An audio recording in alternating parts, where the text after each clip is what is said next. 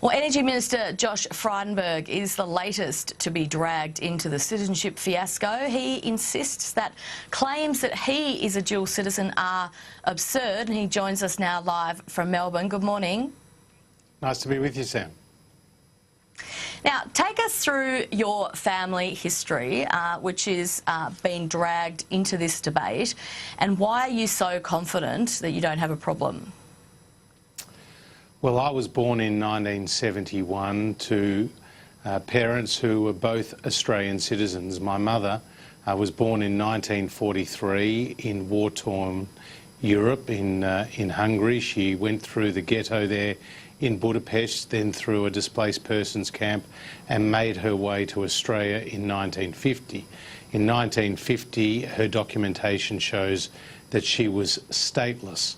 And then she subsequently became an Australian citizen in 1957. So it's an absurd proposition to think that my mother can retrospectively be made a Hungarian citizen against her will, bearing in mind that she made no effort or no attempt to ever become a Hungarian citizen, and that then subsequently flowed on to me, given that I have never sought to become a Hungarian citizen and no one has sought to do it on my behalf. So I'm very confident on my position that I am an Australian citizen and an Australian citizen only. It does seem ludicrous, but of course, as the High Court found, ignorance is no defence. You either are a citizen or you're not. What sort of legal advice have you sought in relation to this matter, and what sort of advice have you sought from the Hungarian embassy, for example? Well, firstly, the High Court found that where there was a step to become a citizen, then that step needed to be taken. And obviously, in my case, I have never sought to take that step, nor has my mother, or nor have people on our behalf. So I think you need to be very clear there. Of course, I have sought advice, and I'm very comfortable in my position given that advice.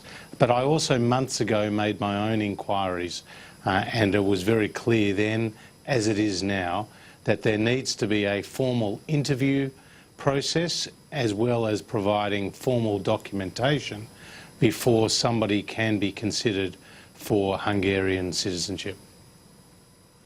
Yeah, so in terms of the High Court ruling, obviously the problem with Stephen Parry is that it was really, it sat in a couple with Fiona Nash, really. Do you think that your case is perhaps more akin to Matt Canavan's, for example, who was found to the High Court to essentially not have been an Italian citizen? Well, every case is different. My case, though, is very clear in that my mother came to Australia as a stateless person, and she came from war-torn Europe, as thousands of other refugees did to Australia. And it's completely absurd to think that without her express consent or will, that somehow she was conferred Hungarian citizenship retrospectively, I might add, and that has then flown on to me, where I have never taken any steps to acquire citizenship. So this does not pass either, the humane test, given the history and the dark history of Europe at that time, nor does it seem to pass the logical test as well. Given that very traumatic history, your mother was essentially then, I'm assuming, declared stateless by the Nazis. Are you concerned that people have raised this, and have you spoken to your mum last night or this morning about this? Well, I spoke to my mum last night, I spoke to my mum this morning, and as you can understand, she hates the idea of this history being brought up again, and just like it is for other parents of other children who have come to Australia in similar circumstances, they don't want to relive that past, and for good reason. Now, I don't think there was any malice in this issue being raised, but I think it is now very clear that in my case, I'm an Australian and an Australian only, and I have to say that it's all become a bit ludicrous now, where you've got all these claims and counterclaims about a whole series of people and a whole series of people's individual circumstances, all of which are different. Are you sure there's no malice involved, though? Because in some of these cases, people have pointed the finger at the Labor Party. In relation to this story, there's claims this morning that the hard right faction within the coalition has been putting this story around. Well, that's news to me. In fact, I've actually received an enormous amount of support from my parliamentary colleagues today, from all sorts of different positions on the political spectrum. So I certainly don't think there's any wrongful intent there. And then, indeed, from the Labor Party, Sam, I've received some very nice messages from parliamentary colleagues there this morning. So I think everyone understands that this is an issue that has not been raised against me for any personal reasons. Okay, let's go to what happens next then to stop this sort of thing happening again. The government won't have an audit, and they've made the point that that would not be the final arbiter. The only body that can determine the eligibility of Parliament is, of course, the High Court. But this idea that the government has been looking at, they are obviously going to refer to the Joint Standing Committee on Electoral Matters under the High Court decision, this question of citizenship. Is there some way that that inquiry could ask for some sort of voluntary production of documents by MPs, or set down some rules going forward that MPs in the future have to provide those documents before they nominate?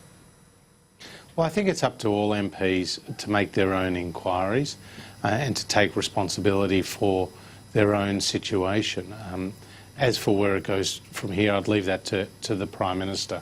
But you have to understand that when a lot of people came to Australia, or their parents and their grandparents came to Australia, they did so with minimum documentation, and that only in the archives back in the host countries could there be information that may shed light on individual circumstances, and even then it may be very, very limited. So, you know, it would take years to get to the bottom of everyone's circumstances. So this concept of an audit is highly impractical. But as for other steps, I'd just leave that to the Prime Minister and others to make comment. Okay. A couple of other quick questions. The Communication Minister, Mitch Fifield, do you think that he should resign, as Penny Wong has suggested, for not telling the Prime Minister that Stephen Parry had a pretty big secret? Well, that's a ridiculous claim from Penny Wong, and that is political point scoring at its best, because you know, not only is Mitch Fifield an outstanding cabinet minister, but he hasn't done anything wrong here. Stephen Parry obviously looked into the situation, made his situation public, and has taken his own decision to resign. So that's not an issue for Mitch Fifield. Stephen Parry's made his own statement and explained his actions there. But the upshot, is it not? Stephen Parry was on $350,000 a year. If he's kept mum about this for 3 months or 2 months, that's a lot of money. It could be $50,000, nearly $100,000 in wages that he has collected when he knew that he could be ineligible to sit in Parliament. Shouldn't he have to pay that money back? But Sam, as you know, he only got the clarification that he was a dual citizen at that time when he went public. But he could have referred himself to the High Court before that. I mean, he doesn't appear to have actually... He appears to have known that there was a question and not actually sought that documentation in a timely fashion. Do you think that going forward, MPs should be warned that if they don't come clean as soon as they have a question, that they may have to pay their salary back? Look, I think there's sufficient scrutiny on these issues now, and public debate and public interest, that MPs are all well aware that they need to take their own personal responsibility for their own matters, and then they need to explain that to the public in due course. But people need to take responsibility for their own situation. It's not left to others to exploit it for political purposes, which seems to be the case here from Penny Wong's allegation.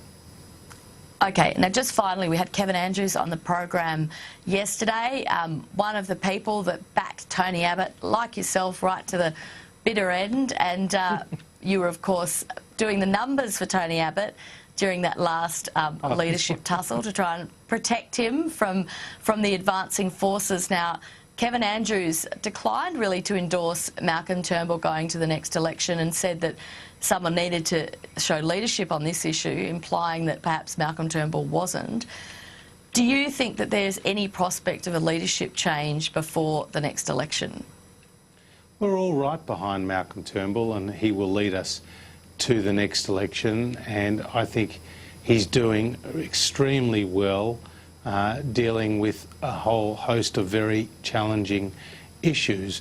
One thing that he can point to is a number of significant policy successes to his name and to his government's name, and whether it's the work that we've done on tax reform, on infrastructure spending, on defence and national security, the education package, the fact that we've now won agreement from our parliamentary colleagues to a significant policy announcement around the integration of climate and energy policy, are all very significant developments and things that he and his government can be very proud of.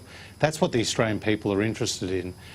What are the results for them that are going to make their lives better and their children's lives better? That's what we need to keep focusing on. That's what we are delivering, and that is what we need to communicate to the public. Okay, Josh Frydenberg, thank you very much for your time today. We appreciate it. Nice to be with you, Sam.